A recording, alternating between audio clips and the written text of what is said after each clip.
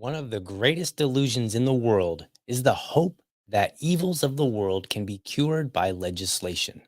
Thomas Brackett Reed, American attorney, author, parliamentarian, and Republican Party politician from Maine.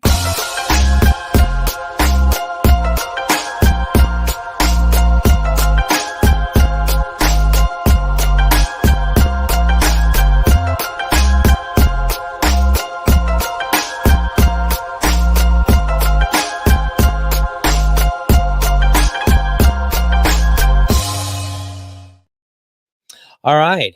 Good morning and welcome to another episode of the Liberty Dad podcast, a discussion on politics and culture. For tuning in live, I want to thank you for giving me your time so early.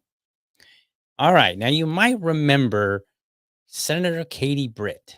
And if you don't, well, how about this video for a quick reminder? Maybe. Where'd the video go? Let's see what the video is. Mr. President, enough is enough. Innocent Americans are dying, and you only have yourself to blame. Fulfill your oath of office, reverse your policies, end this crisis, and stop the suffering. Stop the suffering. Amusing, right? We all saw that. That was her response. That was a Republican response to the State of the Union that President Biden previously gave. And we all watched and we all had a good laugh because her delivery was just weird. I mean, it's just weird. It seemed like a lot of people were criticizing her for being in the kitchen. They were like, oh, Republicans in the kitchen. Oh, that's so terrible. I didn't really care so much about that. I'm like, okay, whatever. It's a kitchen. It's her house. Like, that's fine. You can choose wherever you feel like it's good. SNL had a good humorous clip to make fun of her. And I think they did a pretty good job. I'm not going to play it. But that was Senator Katie Britt, and she gave the State of the Union response for the Republican Party. She's out of Alabama, and now she has introduced something called the Moms Act.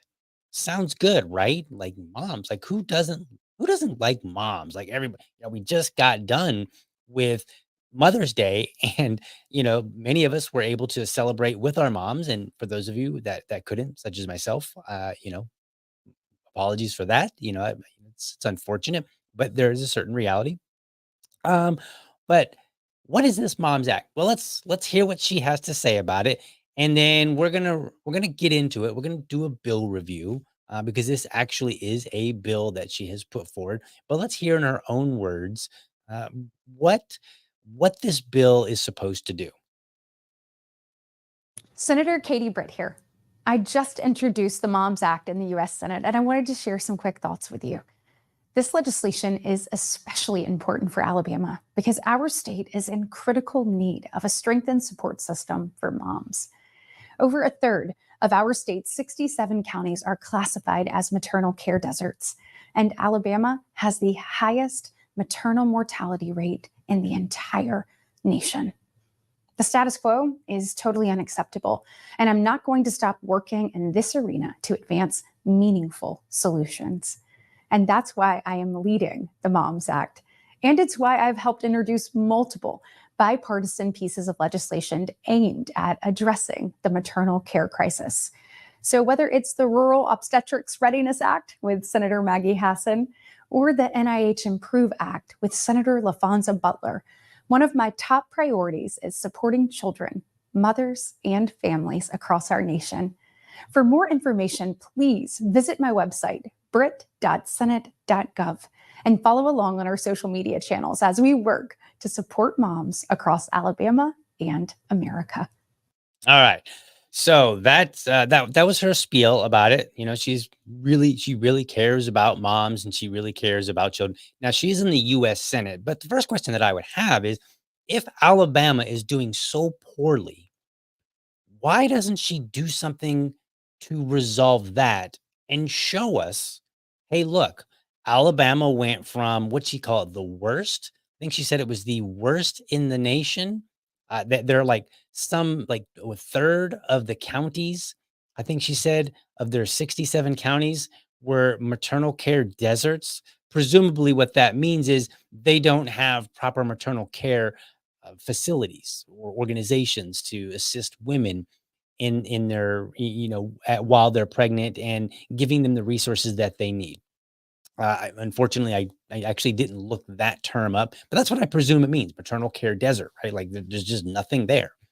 So let's pull up her website and we'll take a look and see if there's anything else on there that we can get before we get into a quick bill review and just see what she has. So let's see here.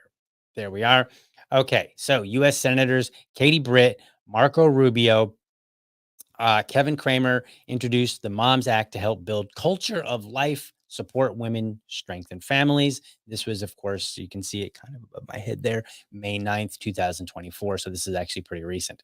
Ahead of Mother's Day. Can I maybe zoom in on that a little bit? Maybe that'll help out. There we go. Ahead of Mother's Day this Sunday, U.S. Senators Katie Britt from Alabama, Marco Rubio from Florida, and Kevin Kramer from North Dakota today are introducing the More Opportunities for Moms to Succeed Act. Now, let's just stop there. The general rule of thumb is that whatever the bill's name is, it's going to do the opposite. So it's saying it's going to create more opportunities for moms to succeed. So we can be rest assured that this bill will probably, and when I say what the bill does, we're not talking about like when you read it and it lists out things of the opposite. That just means it has the opposite effect of what it says it will do. So it's going to say it's going to do this. It'll list it all out. It'll look really nice on paper. And then when they implement it, it does the exact opposite. So I would expect that if this bill passes, we would see moms being less successful. This legislation would provide critical support to women during typically challenging phases of motherhood, prenatal, postpartum, and early childhood development, and bolster access to resources and assistance to help mothers and their children thrive. This comes at an important moment. The number of U.S. births in 2023 was the lowest since 1979, according to provisional CDC data. And the total fertility rate in America hit an all-time low last year. That kind of brings about a simple question. If the birth rate is low, right, and the fertility rate is low, then is there really such a need for access to all of these resources? Maybe the problem here that they need to worry about, which I don't think they can do anything about, is the birth rate and the fertility rate. Now, I don't believe there's anything they can do about that. But if those things are low, exactly what would the resources be needed for? All right, let's continue. Let's see. We're going to skip over all the names. There's a whole bunch of co-sponsors from Kansas, Montana, Mississippi, Kansas again, North Carolina, Montana, Iowa, South Dakota, Mississippi, Oklahoma. So you've got a fair number of states across the U.S. Let's see. We're going to skip over all of they're just some quotes from each one of the people. All right, here's what they're saying they're going to do. The Moms Act would establish pregnancy.gov, a federal clearinghouse of resources available to expecting and postpartum moms, as well as those with young children. This clearinghouse would increase access to adoption agencies, pregnancy resource centers, and other relevant public and private resources available to pregnant women within their zip code and surrounding areas. As part of pregnancy.gov, now I assume that they have already purchased this or somebody's kind of got it because like now they're putting it out there. Hey, we're going to buy pregnancy.gov. And so wouldn't it seems like somebody would get out there and buy it and then just squat on it and hold it until the government passes this bill and then say, well, if you want pregnancy.gov, I guess you got to, well, maybe it's a .gov. Maybe they just have it. I'm not sure how that exactly works. But anyway, it's kind of weird. HHS would be required to include and maintain a national list of federal funding opportunities available to nonprofit and healthcare entities for pregnancy support. All right, so website's going to just have a list and say, here's where you can go to get stuff.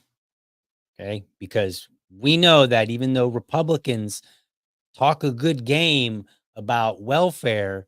They just have welfare in, they're cool with money given to people as long as it's for ideas that they support, right? Like, so pregnancy welfare, I guess, if you will. But they're cool with it. They just, it has to be something that they support so that they can say, "Hey, look a good job I did. Give me an attaboy." It's going to improve access to pre and postnatal resources. This legislation would establish a grant program for nonprofit entities to support, encourage, and assist women in carrying their pregnancies to term and to care for their babies after birth. Now, I want to point out something here. This is a grant program. So that means money. They're going to give money to nonprofit or entities that will basically encourage women to not have an abortion. Okay. But remember, we just read that there's a problem with US births and fertility. Okay. So that's an issue right now. But they're going to worry about giving money to entities to convince the women who aren't having babies to keep their babies. Okay, that's their focus. This is, and don't get me wrong, it's not like I'm saying, hey, they need to focus on infertility and they need to focus on the birth rate. What I'm saying is that seems to already be a problem, and they're focusing on something else that actually that actually kind of depends on that problem not being a problem. Now, you could argue, in fairness, you could argue and say, well, okay, DL, the fertility rates are down, the birth rates are down. So it's really critical that we put, resources into ensuring that there are fewer abortions because there's just fewer pregnancies now. So you could probably make that argument. But we'll see what we find when we go through the bill here. It would also provide tools for prenatal and postnatal telehealth appointments by instituting a grant program, more money to purchase necessary medical equipment and technology in rural areas and other medically underserved areas. So she went from, I live in Alabama. Alabama has like 2/3, I think it was 2/3. Where did I forgot where, but I thought I saw it. Was it on here? No, it wasn't on here, I don't think. No, she didn't mention it on here, but somewhere I think I read that it was like 2/3, or maybe it was 1/3. 1/3 was, or maybe she said, I just forgot. I apologize, folks. But there's a large area of Alabama um, uh, that is a desert, a maternal care desert, is what she described it as. So she went from Alabama has this problem to, we're going to fix all of America, rather than starting with, how about we take care of Alabama and then we consider whether or not that program that whatever we did is scalable for the whole US, right? Like this is the problem that we have with bills. People see some issue somewhere and they say, "Well, we can fix that everywhere," disregarding whether or not there's 49 other states. Have they done anything? What the states that are at the top of the list for maternal care, what are they doing? How is it that people are getting that information? Is it just the state government that's doing it? Are there entities that are thriving in those particular states? What is the case? But no, they're going to come up with a totally brand new system because that's what they need. All right, it's going to also require states to apply child support obligations to the time period during pregnancy, if so requested by the mother. The Moms Act is endorsed by Susan B. Anthony, Pro Life America, Americans United for Life, March for Life Action, the National Right to Life Committee, and the Family Policy Alliance. Okay, fine. Oh, here it is. This is where I knew I read it somewhere. Alabama is especially in need of strengthened support systems for moms. Over a third of the state's 67 counties are classified as maternity care deserts, areas without access to birthing facilities or maternity care providers. Now, the other question that I would have about this is, how many people are in, this over the third of the 67 counties that have maternity care deserts? How many of those are really in need of such um, facilities? Like, are we talking about like a rural area where there's not very many people and they've kind of already accepted that if I want anything, if I want to go to the store it's a 30-minute drive. It's an hour drive or whatever. Because she may be playing games here by presenting this information because it could be, and again, I don't know because I don't know what areas that we're talking about, and I don't know the population density in those areas. But if if the population and the density is very low, there's not that many people in these counties in the first place, then it's kind of deceiving to say, well, we've got this big, huge problem here. So this is why I say fix your own house, your own state. Now I realize she's a US state senator, right? So she's in Congress. But that doesn't mean that she can't work with her state legislature. I mean, geez, like if you're a congressman, surely you know people and you have resources, you have connections, you have a network that you can use to help your own state, and then maybe use that and then say, okay, guess what? I think this is a good idea. We should implement this nationally. Now, I'm not supporting it. I'm just saying the process in which you do this could be better, but instead they just leap and say, hey, look, I'm creating a Moms Act and I've created all these other acts. And you notice in the video clip, she didn't describe how those acts, what they did. She didn't describe like, here are the results of these acts and why you should support this third one. And I haven't looked them up, so I don't know. Maybe they're getting great results, or maybe like most legislation, they're just spending money. So let's see here. Senator Britt has made healthcare. Oh, I didn't finish reading it. Let's see, where was I here? Last fall, 3 Alabama hospitals announced closures of their labor and delivery departments. Okay, fine. So what? Like, were they just not having a lot of, pregnancies? That were there not a lot of pregnant women coming in? And they were like, look, there's just no money because there's no patients. Additionally, Alabama has the highest maternal mortality rate in the nation at 64.63 deaths per 100,000 births. So it sounds like Alabama. I'm just reading it here, and I'm not really digging into the actual data and saying I agree or disagree with it. But just reading it at face value, it sounds like Alabama has a problem that they need to work out. That's what it sounds like. And it sounds like Senator Britt, what she's doing is exploiting this problem, this perceived problem. Maybe it's real, maybe it's not, but she's exploiting it so that she can pass her bill and say, well, look, here's all these problems, and I'm going to fix them if we only had this federal bill that applies to all 50 states, rather than looking and saying, okay, well, what's going on in the other states, and maybe Alabama should look at implementing those things, whatever those things are. Like, that's the whole point of having 50 different states. That's the whole, or maybe not the point, but the value. That is a great value of having 50 different states that are doing 50 different things.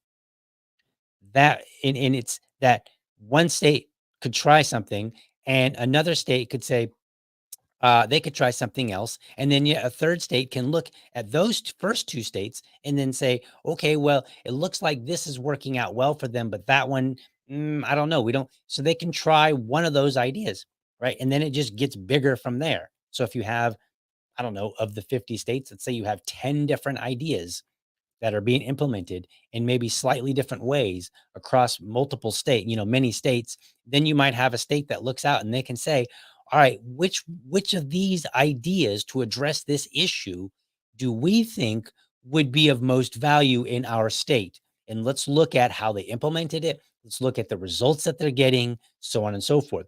But instead, Senator Britt is leaping right to national. Hey, we're going to fix all of it based on what's happening in Alabama that hasn't been resolved yet. So we've got this idea for a bill, and it's going to totally fix Alabama, even though it doesn't actually address specifically all of these things necessarily. So let's see here. Senator Britt has made healthcare, including maternal care, a top legislative priority during her first 16 months of office. Great. What are the results of those 16 months? I like, there's no reason to support more legislation until we see the current legislation that you've implemented. And we want to see the results. You started here and you ended up here. What are the results of that? All right, let's see. Let's skim through here. I'm trying to let's see. I think that's about it for this page. There's a whole bunch of information. I'll have it in the show notes. You can read it. Oh yeah. She co-sponsored 2 pieces of bipartisan legislation to help all Alabamians access insulin. They include the Affordable Insulin Act, Insulin Now Act of 2023, which would cap the price of insulin for all patients, including those who are uninsured, and the improving needed safeguards for users of life-saving insulin act. So that has nothing to do with maternity. Let's see what else. I think this is, let's see here. They're creating opportunities now for necessary and effective care technologies that connect for Health Act. So that doesn't sound like it has anything to do with, let's see, reintroduced the Access to Breast Cancer Diagnosis Act. Let's see, the Rural Obstetrics Readiness Act. Okay, so what are the results of that? Okay, this is especially important for Alabama as 55 of the state's 67 counties are considered rural. Okay, so again, the question is, like, what need is there? Are we just satisfying a need because, hey, there's 10 people living in this county and they don't have their own maternity care ward, and we're going to offer federal money so that they can have it and we can say we've done something, even though they have maybe accepted the idea that, hey, we live out here in rural Alabama and we just have to travel an hour to get to anything that we want. So I'm really not seeing anything in here that suggests that her track record for sponsoring bills or co-sponsoring bills is good. And when I say good, I mean, I want to see results. These are the kind of things that we should look for when we're looking at bills. People should have to our legislators need to be judged based on the bills that they have sponsored and co-sponsored, and whether or not are the results of those bills. The same as in business. If I come up with an idea in my company and we spend a lot of money implementing it, and then it doesn't go anywhere, okay, maybe I get maybe no big deal. Maybe the company says, well, it was a good shot and a lot of people really believed it, and turns out it just wasn't going to work because of all these reasons. But if I continually do that, if I continually come up with ideas and they continually lose money, there is a quick point at which the company is going to be like, let's not take DL's ideas anymore. We need to do that in Congress and everywhere that we have legislators. We need to say, what is the result, the actual real results identified by a third party, not by you, because obviously, if she introduced a bill, she's going to have an incentive to tell you all about how the bill was successful. So we need third parties who are going to be critical, whether it's Republican or Democrat, to say, all right, here's the result of that bill. And then we can judge whether or not we want to try the next bill, because it could just be that she's just effectively throwing darts at the board, with clever names. All right, that's it. So that's all that's on here. So let's go ahead and let's segue into a bill. You know what? No, well, yes. I'm trying to think of the order that I want to go in here, because I forgot about something. And let's see, should I do that yet? Yeah, no, we'll get there. We'll get there in a minute. So let's go ahead and let's do a bill review, and we will actually open up the bill and we will walk through it. But I know I'll be a law someday, at least I hope and pray that I will. But today I am still just a bill. I've been meaning to update that video, but I haven't yet. All right, so here's the bill. It does not yet have a number that I can tell, so that's fine. No big deal there. Don't care about that. It's kind of fresh. And we're not going to read through the whole thing because, goodness gracious, that would be absolutely boring, right? Like, who wants to do that? Let me see. I want to try one more thing here. My hand keeps coming off the screen there, so let's fix that. So there we go. That's a little better. All right, so let's take a look at this bill. A bill to amend the Public Health Service Act to provide more opportunities for mothers to succeed and for other purposes. It drives me bonkers When I see it, and they all have it, I swear they all have it. And for other purposes. Like, what do you mean for other purposes? Like, it's just like whatever we can think of, we'll throw in here. This is probably how we get these omnibus bills and all these bills that have all these other things in it. We need to start yelling at our legislators and say, look, I don't want to see and for other purposes in there. I want to see exactly what this bill is supposed to accomplish and nothing more. Right there. There it is. And for other purposes. I'm gonna highlight that just so we can see it. All right. Short title. This act may be cited as the More Opportunities for Moms to Succeed Act or the Moms Act. Do all these clever things so it makes it sound like, man, I better support the Moms Act. Like, who doesn't want to support moms? Like, that would be a bad thing, right? All right. So here are the highlights of it. It goes over pregnancy.gov. It goes over a national list of licensed child placement agencies, adoption agencies, list of funding opportunities available to pregnancy support centers.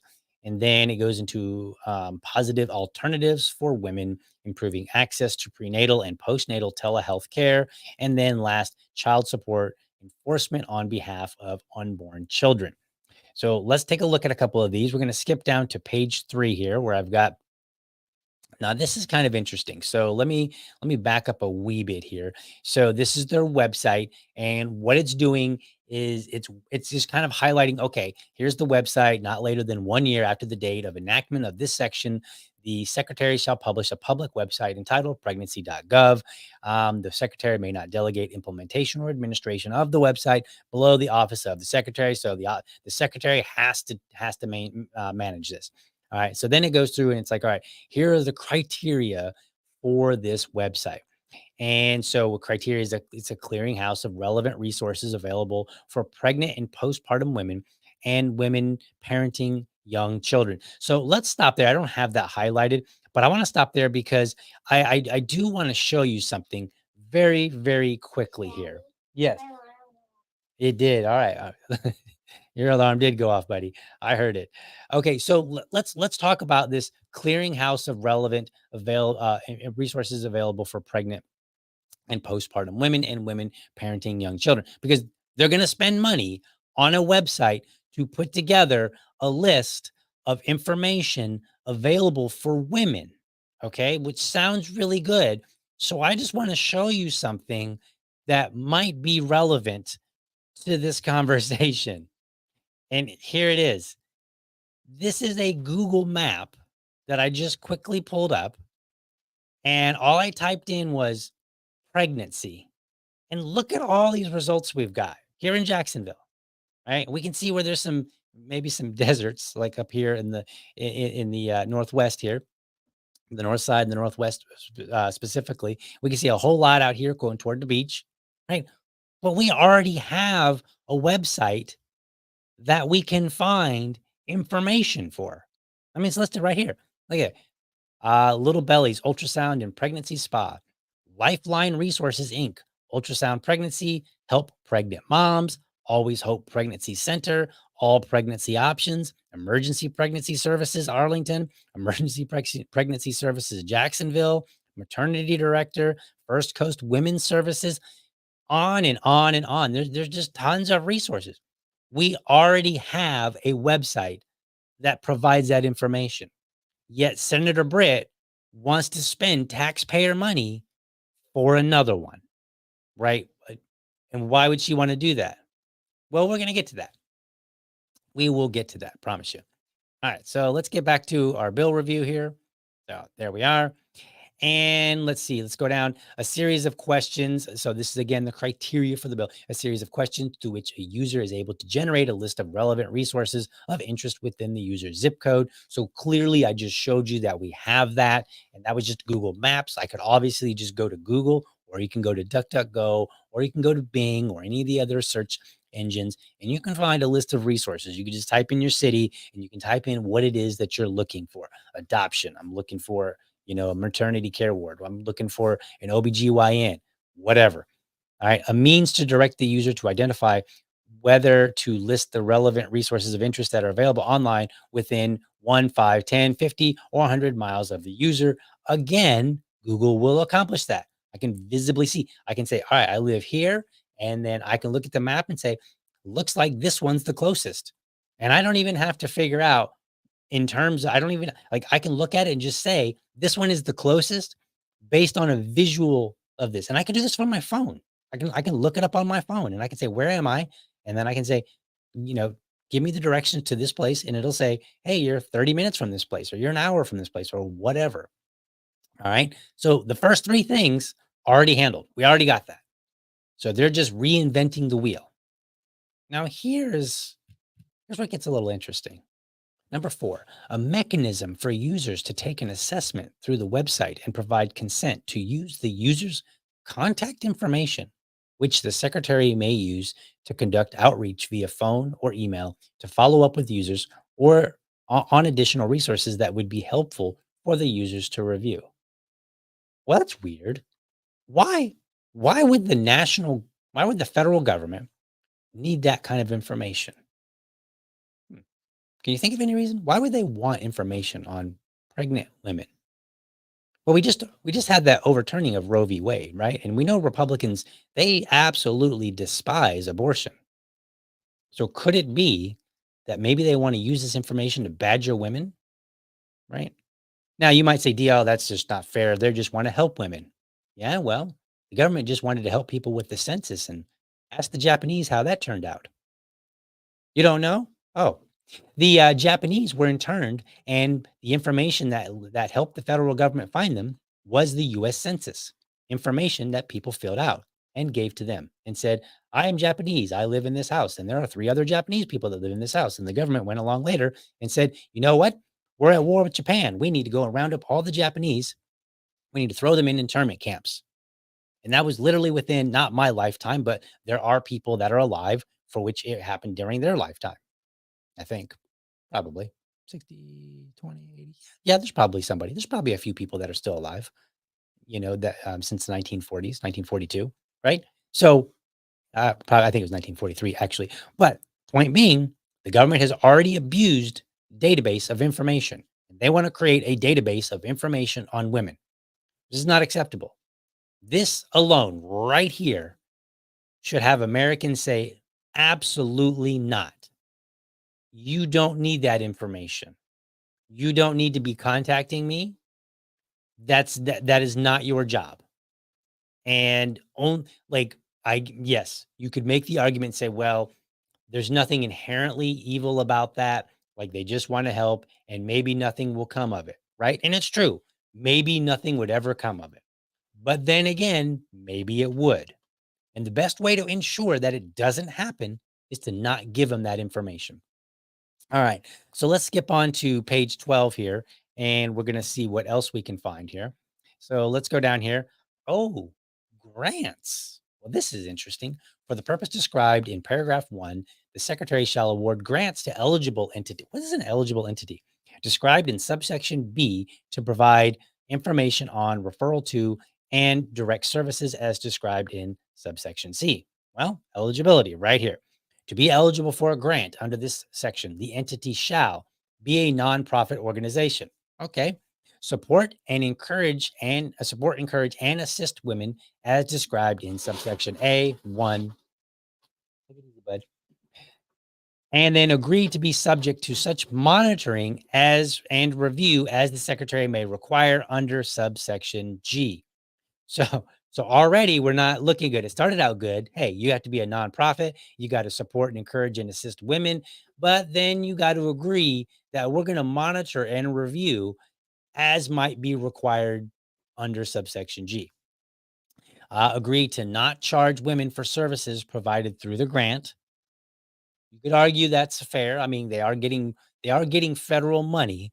So it would seem unfair that if my tax money went already to support these programs, that if my wife needed some assistance, that she wouldn't have to pay again, right? But then again, then you can make the argument as well that, okay, well, maybe the grants only paid for somewhat, like maybe to keep the lights on, but then the actual services still need to be paid for. Okay, so it's not really clear cut that the money would necessarily pay for all of the services. And there is that truism that when you give something away for free, people want more of it. All right. So let's see. Provide each pregnant woman counseled through the grant. Provide each woman counseled through the grant with accurate information on the development characteristics of babies and of unborn children, including offering printed information, and have a privacy policy and procedures in place to ensure that the name, address, telephone number, and any other information that might identify any woman seeking services supported through the grant is not made public or shared with any other entity without the written consent of the woman. Okay. The grant adheres to requirements comparable to those applicable under the HIPAA privacy regulation. So now basically they're saying you're going to be subject to HIPAA requirements effectively. I mean, maybe not specifically, but similar, right? So now it's an issue of privacy. So now you have the government website, which is going to collect information, and they may call you up and say, "Hey, Miss Jones, we saw that you're pregnant and that you were looking for resources." Well, now they know they have Miss Jones' name and phone number and whatever other information that might have been put in on the website, right? And then now they might say, "Okay, well, go to this particular service," and then she goes to this particular service or this particular entity, and they may collect yet more information about her. Okay. So now we're just it's like a one big giant data collection scheme here, right? Because all these people have information. Now I realize that we have laws on HIPAA, in privacy information, but you can sign away this information. And we all know that sometimes some people may sign documents that they didn't read and they don't know exactly the full extent of what they're signing because they just take this big long sheet that has a whole bunch of information on it and they go down to the bottom and they sign their name and they move on, right? Because they're there for a service. And people sign so many documents that it's just kind of normal, whether it's a good thing or not. It's kind of normal that people sign things without really reading them, or at least without fully understanding the scope of what it means to sign that document.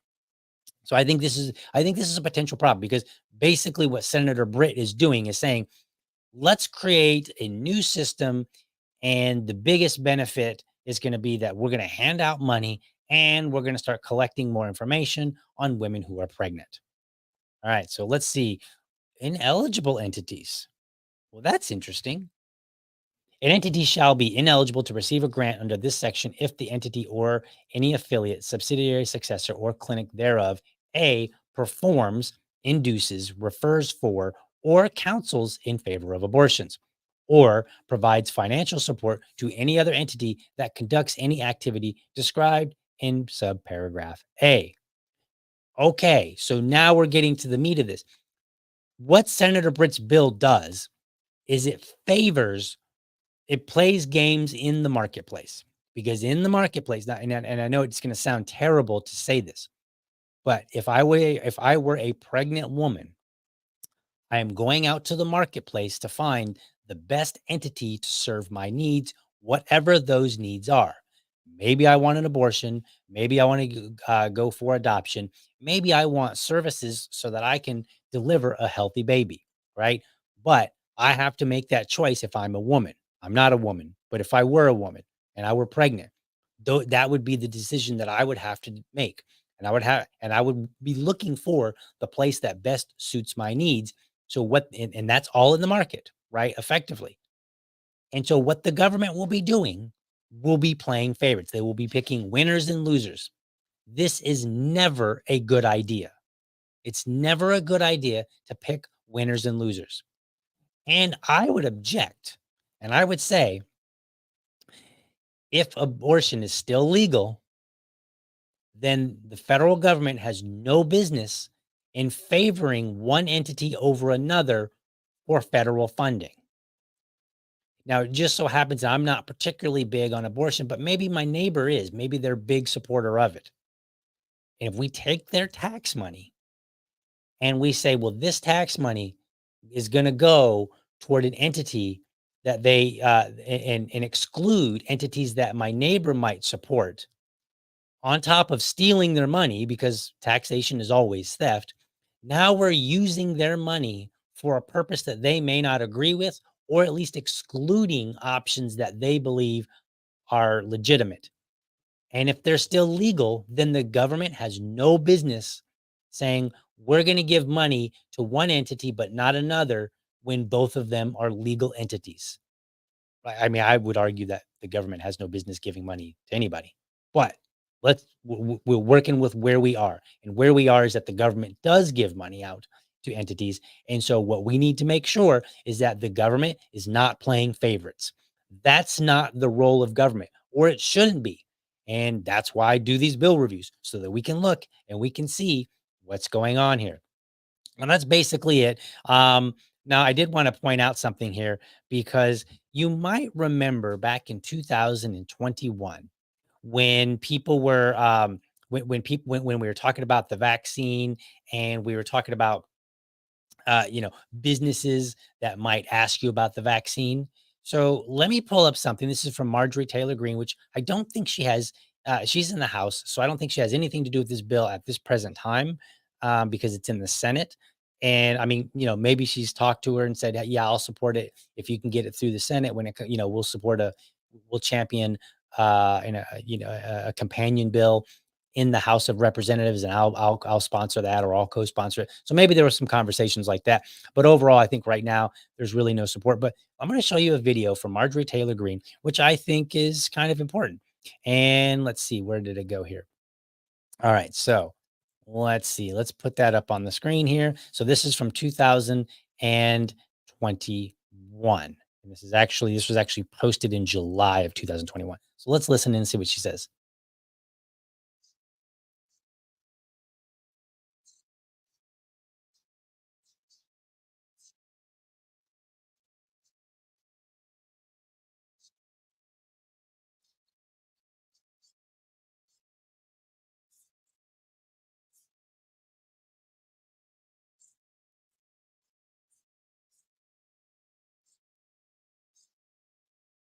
Okay, so that's all that. So I want to play that just because this was a good clip, just to kind of remind people that once upon a time, Republicans were really opposed to divulging their medical information. So opposed that they actually had it wrong on HIPAA. So she actually was incorrect. It's my medical information. Anybody can ask me. Anybody's like Walmart could ask me and say, DL, are you vaccinated? And it's not a violation of my HIPAA right for them to ask me, because it's mine and I can divulge it to whoever I want. I could walk in, like, let's say I have let's say I've got an STD. No, I shouldn't say that. Someone's going to clip that. Let's say I have a disease. Let's just leave it at that. Let's say I have a disease, and I walk in and the Walmart greeter's like, hi, good afternoon. Welcome to Walmart. I can go, yeah, I got disease X, right? Like, I could just say that if I want, because this is my body. I can do that, right? So Republicans either intentionally misunderstand HIPAA, or they don't understand HIPAA. And so when the Republicans, and this was wild. Like, you can go back and you can look through 2021. There were so many Republicans that were like, "Oh, this is a HIPAA violation," or this is and they were making a big deal out of places asking you about your vaccination status and how that was private and should just be between you and your doctor. And then now they want to create legislation that would develop a website that effectively gathers more information about your medical privacy, right? Because it's really none of the government's business whether you're pregnant or not. It's not their business. Yeah, And so, but now they want a website, and it's cool. And if you were to say, well, that's a HIPAA violation by asking me, which again, it's not. That's not how it works. HIPAA has what they call covered entities, and if you are a covered entity which has certain criteria, then then HIPAA applies to you.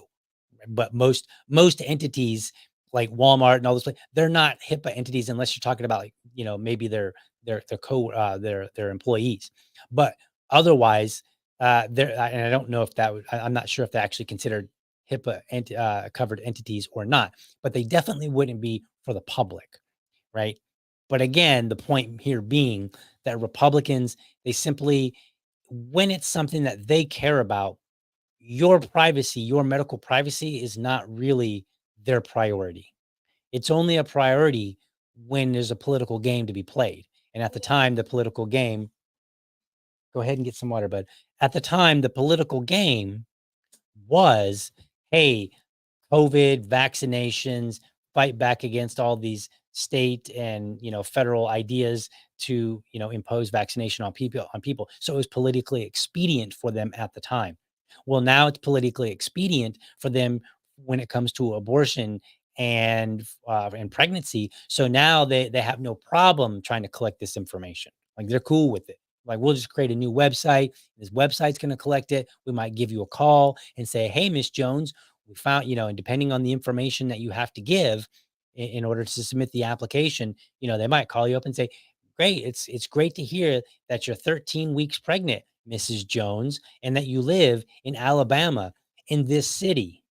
Wow, that's a lot of information. And so now they have record of Mrs. Jones in whatever city or, because I presume that they're going to ask what city that you live in. What's your phone number? What's an email for you? And so they're going to have all this information on pregnant women that they don't need to have. And historically, governments have not shown that they're worthy of having this kind of information. In fact, they've shown the exact opposite, that they're unworthy of having, they're untrustworthy. And then we have the Republicans who are championing it right now, and they have shown that they're morons, or at least they want to act like it when it comes to medical privacy, because they want to say things like, well, you asked me my vaccination status. That's a HIPAA violation. It's not a HIPAA violation. I don't know if she was just saying that or she just didn't know. But either way, she should have been held accountable for it. But like and she should have been forced to say, okay, you're right. It's not a HIPAA violation. But nobody, and every other Republican that was doing the same thing, because we need them to be honest. And if they're not going to be honest about what is and is not a violation, then why would you trust them? Let me see if I can do it.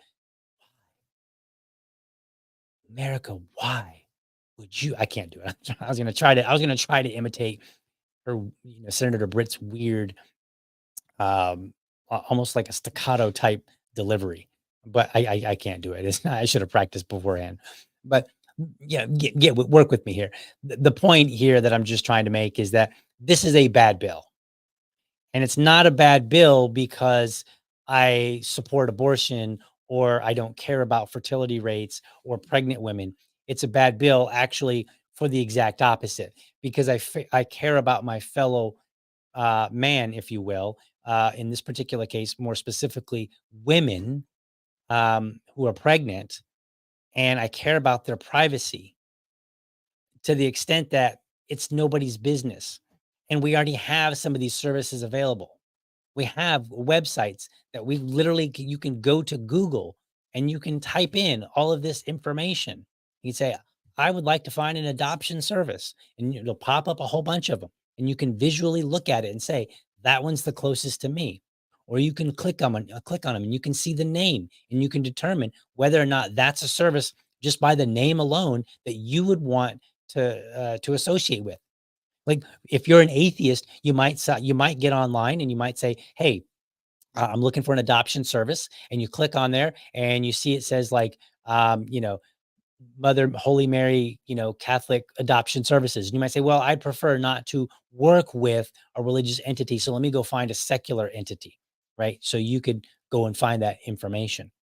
Or you might get on there and you might say, you know what? I'm really not interested in having this baby. I want to have an abortion, and abortion is still currently legal. So let me see what my options are. And then you can go and find this. But they want to create a website that's going to limit the options and kind of funnel them in a direction that they want at the expense of your privacy. And Americans, I know, or just people in general of the world, but Americans, since this is an American bill, I think we need to start taking our privacy seriously.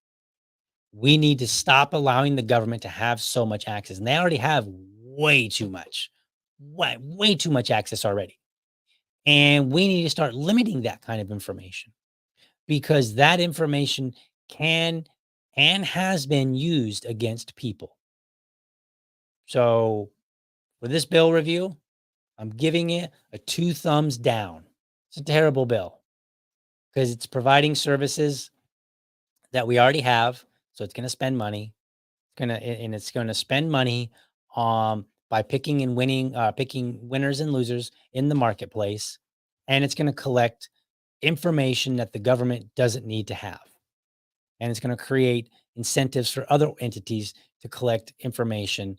And so then the government can come and say, well, since we've been giving you grant money and you've agreed to follow these terms, some of the terms are that if we ask for the information, you have to give it to us.